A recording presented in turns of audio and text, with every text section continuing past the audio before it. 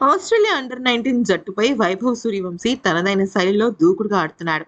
సాధారణంగా ఓపెనింగ్ చేసే ఈ ఆటగాడిని ఈ మ్యాచ్లో 3వ స్థానంలో అంటే 1 డౌన్లో పంపించారు. బ్యాటింగ్కు రాగానే మళ్ళీ బౌలర్లపై విరుచుకుపడ్డ వైభవ్ 2 4లు 1 6తో మెరుపు ఇన్నింగ్స్తో దుమ్మురేపాడు.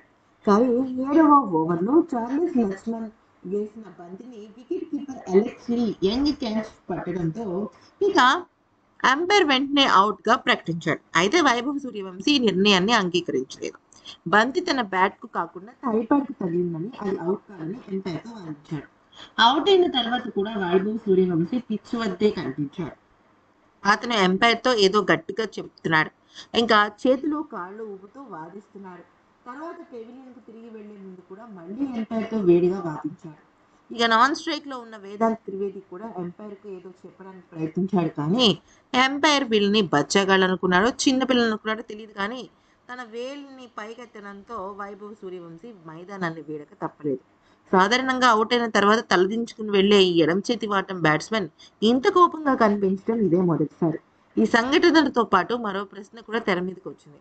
భారత అండర్ 19 టీమ్ మేనేజ్మెంట్ వైభవ్ సూర్యవంశీని ఓపెనింగ్ నుంచి ఎందుకు తొలగించింది?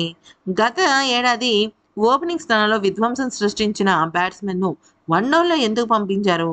ఈ నిర్ణయం వల్ల వైభవ్‌తో పాటు జట్టుకు కూడా నష్టం జరిగింది. ఈ నిర్ణయంపై మరికొన్ని మంది విమర్శలు గుప్పిస్తున్నారు. మరి ఈ వీడియో నచ్చితే లైక్ చేయండి, సబ్స్క్రైబ్.